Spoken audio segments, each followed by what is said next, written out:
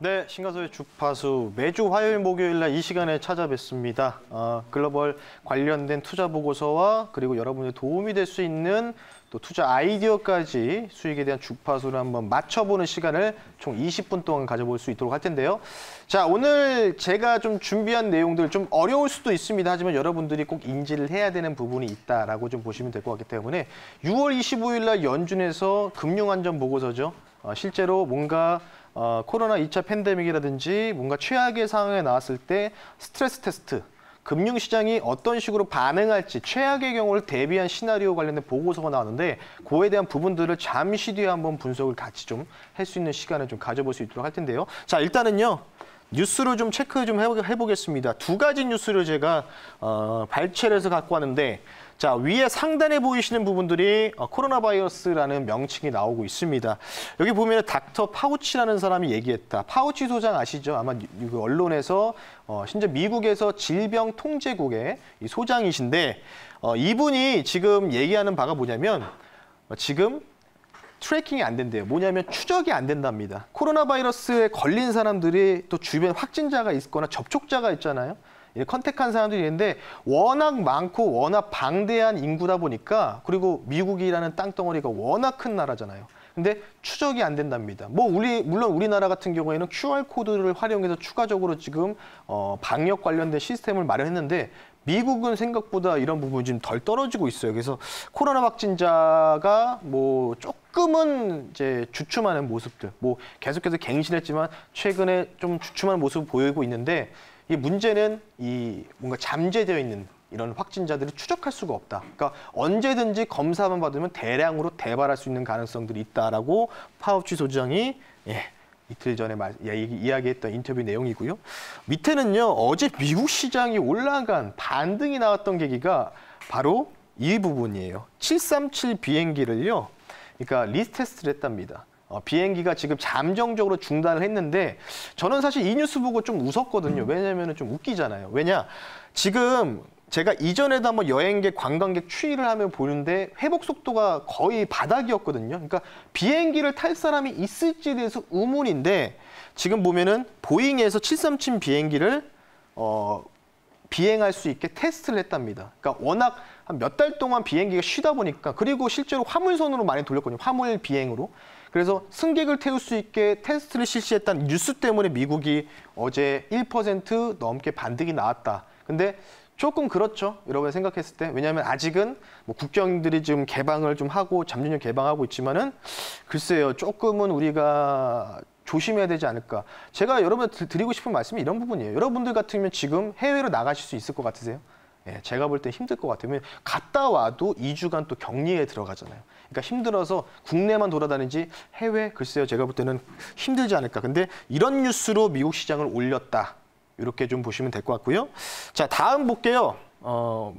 영어로 돼 있는데 이게 뭐냐면 6월 25일 날 나왔던 페드에서 나온 바로 스트레스 테스트에 대한 결과인데 연준 위원들이 FOMC 회의에서 어떠한 금리를 동결할지 현재 경기 전망이 어떻고 주가 전망이 어떨지 이게 얘기를 많이 하는데 그에 대한 참고 문헌이나 이런 문서를 만드는 이런 태스크포트 팀이 있습니다. TF 팀이 있는데 17명으로 구성된 굉장히 엘리트들이 모여 있어요. 그 사람들이 만든 보고서거든요. 자, 한번 화면 보실게요. 요약을 좀 말씀드리겠습니다. 요 화면이 바로 최근에 이제 문제가 된 기사 보셨을 텐데 골드만삭스가 BIS 자본 비율이 5%인가 6%까지 떨어질 수 있다. 그래서 파산될 수도 있다. 제2의 리만 브러더스 사태가 나올 수도 있다는 기사가 아마 나왔는데 최근에 워렌 버핏이 골드만삭스의 지분을 대거적으로 매각하면서 이슈가 됐었죠. 근데 그에 대한 부분들, 그러니까 은행들이 2001년부터 2020년까지 수많은 이 은행들이 있는데 얼만큼 파산하고 언제 위기가 많이 나왔는지에 대한 통계 자료인데요. 여기 보시면은 2000년 초반에 아마 아실 겁니다. IT 버블, 닷컴 버블 때입니다. 이때가. 근데 사실 이때 당시에는 IT 관련 이 닷컴 버블로 인해서 이에 대한 관련 기업들, 은행주들만 좀 몇 개가 파산했는데 이때 갑자기 많이 증가를 하죠. 이때 이제 140개에서 150개까지 증가를 하고 난리가 났었는데 이게 그 유명했던 영화에서도 주제가 나왔었죠. 서프라임 모의 사태. 금융의 시스템이 무너지면서 중소형 은행들까지 파산하는 부분이 나왔고, 그러고 나서 뭐 볼코를 관련된 부분 나오면서 금융규제 완화법 나오면서 뭐 전반적으로 은행 이 파산율이 굉장히 제로에 나왔는데, 제가 여기 연준에서 의도하는 바가 뭔지 제가 한번 생각해 보니까, 이때는 금융 시스템의 위기였거든요. 이때는 금융 시스템이 붕괴돼서 파산했는데, 이때는 IT 버블, 근데 지금 거의 IT 버블하고 흡사한 모습을 좀 보이고 있는데, IT 닷컴 버블 때 당시와 채무랑 연관되어 있는 기업들이 이때가 더 많다는 거죠. 왜? 실질적으로 셰일가스 업체도 파산하고 쇼핑 관련된 회사들도 파산하고 있기 때문에 그와 관련된 채권을 쥐고 있는 기업들이 이런 2차 코로나 팬데믹이 왔을 때 파산할 가능성이 있다. 그러니까 실물 경기에 문제가 생길 수 있다는 거죠. 금융주가 문제가 생기면 굉장히 심각한 상황을 초래할 수 있기 때문에 그런 부분들을 좀 보여드리기 위해서 제가 연준에서 보고서에서의 이 은행 파산 관련된 도표를 한번 말씀드렸고요. 다음 한번 보겠습니다. 이게 이제 GDP 성장률에 대한 시나리오인데 미국 기준입니다. 여기 보시면요. 이때 이제 코로나 팬데믹이 일어났어요. 코로나 팬데믹이 일어나고 나서 이게 점선이 보는 게 이 점선이 예상 이 추이거든요. 연준에서 보는 부분들이. 근데 이게 보시면 당연히 GDP가 마이너스로 들어갔죠. 뭐 지금 경제 재개를 사실 2달 정도를 안 했잖아요. 경제 셧다운 해놓고 지금 최근에 이제 5월 중순 말부터 경제 재개를 시작을 했는데, 그러면서 이제 조금씩 올라올 것이다라고 했는데, 문제는 GDP 성장률 대비해서 시총 관련된 주가 흐름을 보면은 이전에 제가 버핏 지수 말씀드렸잖아요. 지금 144%라고. 그러니까 연준에서도 지금 이거를 조금은 걱정을 하고 있는 것 같아요. 왜냐? 지금 주가 흐름은 어때요? 똑같이 떨어졌지만 주가는 지금 요 정도까지 올라왔고 나스닥은 여기를 넘어갔잖아요. GDP 성장률을 같이 비교한다면 실제로 나아진 건 전혀 없는데, 확진자는 더 늘어나고 있는데 경제 재개를 아직도 완벽하게 하지 못했는데 주가는 이만큼 올라와 있다는 거예요. 그런 부분들을 봤을 때, 이거 아무리 유동성이라고 해도 실물 경기랑 뭔가 갭이 굉장히 크구나. 이격이 굉장히 괴리가 크구나. 이런 부분들을 연준에서 좀 걱정을 하고 있었고요. 두 번째는 이제 다우존스 기준으로, 요게 조금 충격적이었습니다. 저는 개인적으로. 다우존스 기준으로 2023년까지, 1분기 때까지 어떤 식으로 이런 레벨 추이가 발생하는지 봐야 되는데, 요때가 이제 코로나 팬데믹 일어나고 나서 쭉 주가가 빠졌는데, 여기 보시면 여기가 이제 점선이 된 여기 선 1분기, 2분기, 3분기, 4분기거든요. 근데 연준에서는요, 정말 재밌었던 게 3분기에서 4분기 넘어갈 때 있잖아요. 요때를 지금 진바닥으로 보고 있어요. 그러니까 요 지금 레벨 추이가 대략 한 다우존스 기준으로 16,000포인트거든요.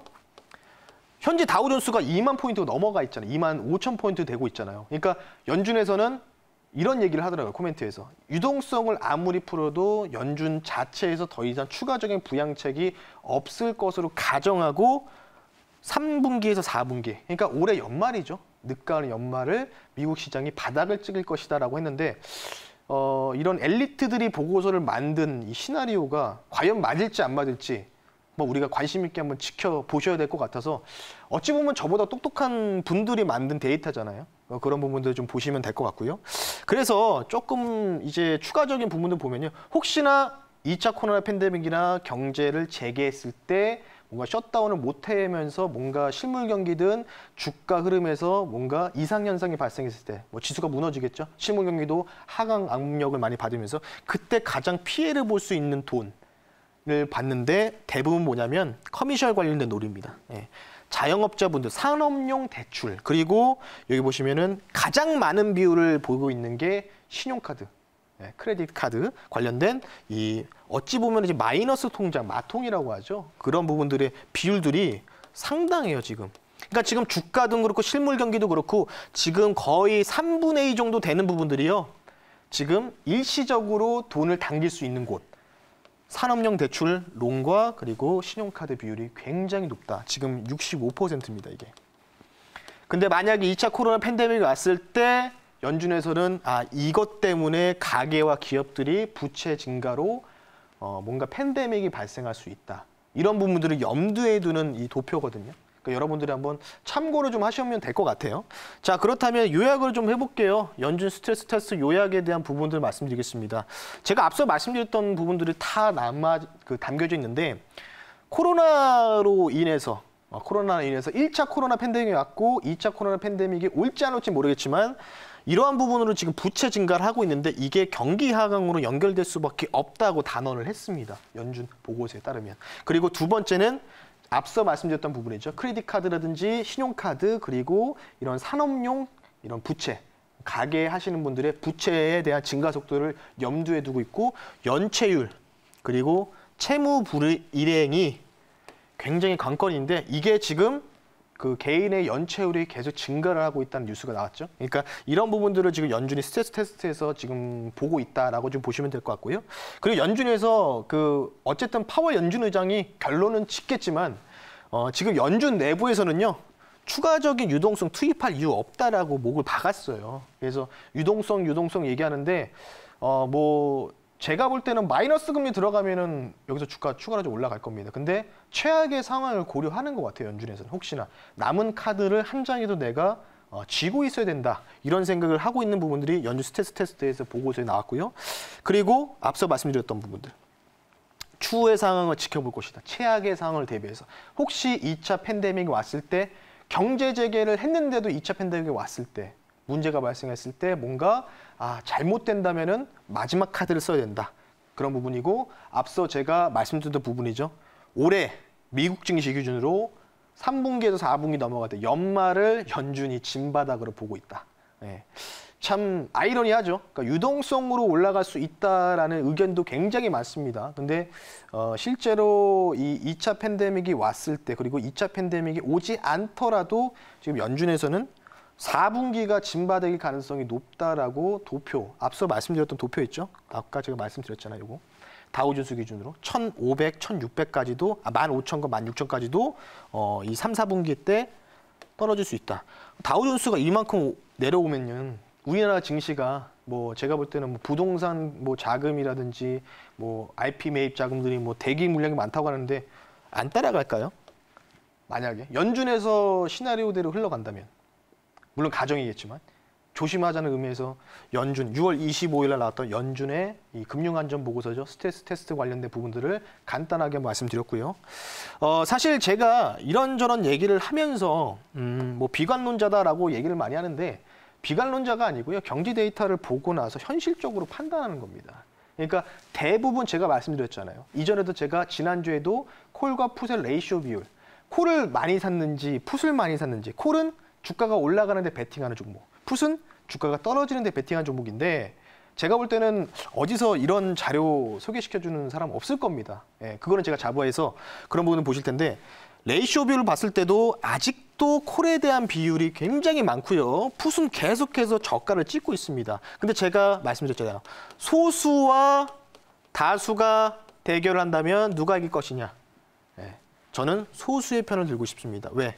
다수는 돈을 못 법니다. 실제로 주식 투자하는 그 투자 인구 비율 대비해서 100명을 기준으로 했을 때 90명 정도는 손실이 나고 10명 정도만 수익이 난다는 통계가 나왔잖아요. 그런 부분을 봤을 때 우리는 과연 소수에 있는지 다수의 쪽에서 서 있는지를 여러분들이 한번 연준 스트레스 테스트를 통해서 판단을 하실 부분이다라고 좀 보시면 될 것 같고요. 자, 그러면 증시는 어떻게 될까요? 일단은 첫 번째는 우리나라 증시는 미국 S&P 500 지수 기준으로 움직입니다. 추이들이 움직이기 때문에 엘리엇 파동 기준으로 제가 말씀 한번 드려볼게요. 요거는 제가 조금 이렇게 흘러갈 가능성들을 90%로 보고 있는데 오늘 지금 미국 시장이 마이너스 0.3 정도 빠지고 있는 걸로 제가 아까 잠깐 확인했는데요. 이게 제가 발췌했던 부분들이 한 오후 8시, 7시 정도 됩니다. 근데 저는 오늘 밤에 오히려 미국이 올라갈 것 같아요. 예, 오늘 밤에 미국이 올라가면서 이전에 전고점 연역을 한번 넘어가는 패턴이 나오지 않을까. 제가 그래서 지난번에도 3,150표에서 3,160 정도까지는 한번 슈팅 나오지 않을까 싶은데 뭐 틀릴 수도 있겠죠. 근데 오늘 밤 한번 보셔야 될 것 같아요. 지금 뭐 마이너스 선물이 좀 전환되고 있는데 오늘 뭐 아마 내일 아침에 결과가 나오겠죠. 결과가 나올 텐데 뭐 제가 지난주 목요일 날도 미국 시장 빠질 수 있다라고 했는데 빠졌잖아요. 엘리엇 파동으로 봤을 때 기준으로 말씀드렸기 때문에. 근데 문제는 한번 올리고 나서 쭉 떨어지는 파동이 좀 나올 가능성이 있어 보여요. 지금 상황에서는. 그런 부분을 좀 보시면 될 것 같고요. 자, 그러면 우리나라 지수에 대해서요. 제가 두 가지로 좀 말씀드리겠습니다. 긍정적인 반향과 부정적인 반향. 그러니까 긍정적인 반향은요. 조정 하락이 나오고 다시 한번 올라가는 경우. 그리고 부정적인 거는 앞서 그 연준 스트레스 테스트 기준으로 봤을 때 다우존스가 15,000, 16,000까지 떨어졌을 때 이 시나리오거든요. 요거를 철저하게 엘리어트 파동 근거에서 말씀드리면 지금 여기서부터 올라오는 파동 자체를 좀 우리가 보면요. 지금 저는 약간 좀 이런 분위기인 것 같아요. 여기서 지금 이런 식으로 만약에 쭉 떨어진다. 그대로 그냥 떨어진다. 그러니까 미국이 떨어진다는 거겠죠. 떨어지면요. 제가 이 코스피거든요. 그러면 저는 많이 빠져봤자 1850에서 한 1900선에서는 조정이 마무리되고 다시 크게 상승할 수 있는 장세가 나올 수 있다라고 보고 있어요. 파동으로 봤을 때는. 그러면 여기서 지그재그 패턴이 나오고 그리고 올라가는 패턴이다라고 좀 볼 수가 있을 텐데 뭐 모르죠. 한번 봐야 될 것 같은데 오늘 밤 미국이 들어 올리느냐 마느냐 이게 관건일 것 같고요. 근데 부정적인 시나리오를 좀 말씀드리겠습니다. 부정적인 시나리오. 만약에 미국이 올라간다. 그러면 우리나라도 같이 올라가겠죠. 예. 이 같이 올라갔을 때가 오히려 더 문제가 될 수 있을 것 같습니다. 이전에 고점이 여기가 한 2,215 정도 되는 걸로 알고 있는데 제가 이전에도 말씀드렸다시피 한 번 더 좀 올려치지 않을까 말씀을 드렸어요. 그리고 어제 시장의 하락이 나올 때도 제가 우리 담당 PD분하고도 이제 얘기를 많이 하는데 분명히 말씀드렸거든요. 파동상으로 내일 미국 시장 반등 우리나라도 반등 나올 것 같다라고 했는데 오늘 반등이 나왔어요. 근데 막판에 좀 밀렸지만 근데 만약에 파동상으로 미국이 올라가면서 같이 올라가는 경우가 발생하면은 이번 주까지 그러면요. 오히려 좀 충격적인 결과가 나올 수 있어요. 왜? 지금 여기까지 올라오는 파동이 제가 이전에도 2파라고 했죠. 그러면 여기에서 올라가는 파동이 마무리되고 나서 긴 하락이 나오는데 어디서 많이 본 패턴이죠? 볼까요? 좌측으로 보시면은 여기에서 이란발 이슈 나오면서 어떻게 됐죠? 하락이 나오고 그리고 여기서 반등파가 나오고 나서 여기에서 헤드앤숄더 패턴이 나오고 어떻게 됐습니까? 주가 급락 나왔죠.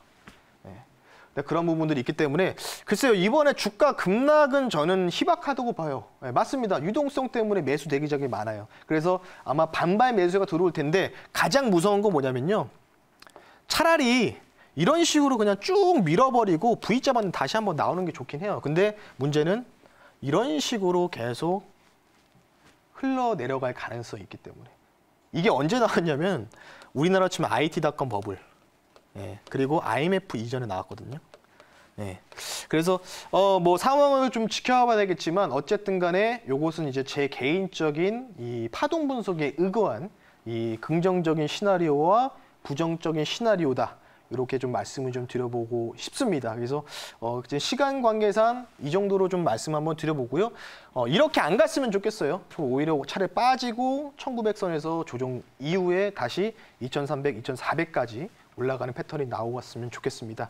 자, 어쨌든 간에 여러분들 뭐 시간 관계에서 이 정도까지 좀 말씀드리겠고요. 목요일 날도 또 알찬 내용을 좀 준비를 좀 해볼 수 있도록 하겠고요. 신광섭의 주파수는 유튜브에서도 여러분들 검색하시면 또 자세한 부분들 뭐 알아볼 수 있으니까 그렇게 좀 보시면 될 것 같고 내일 저도 엠뱅홀 사이트에서 오후 4시에 무료 방송이 있습니다. 그래서 시장이 오늘 밤이 중요할 것 같은데 오늘 미국 시장이 어떤 식으로 흘러가느냐에 따라서 긍정적으로 갈지 부정적으로 갈지 둘 중에 하나가 나올 것 같거든요. 그래서 내일 미국 시장 결과를 보고 여러분들한테 어떻게 될지에 대해서 명쾌하게 제가 내일 오후 4시에 엠뱅홀 사이트에서 신광섭 매니저 찾아주시면 공개 방송에서 간단하게 제가 말씀 한번 드려볼 테니까요. 예, 많은 참여 부탁드릴 수 있도록 하겠습니다. 자, 저는 여기서 인사를 드리겠고요. 이틀 뒤 목요일에 다시 찾아뵐 수 있도록 하겠습니다. 감사합니다.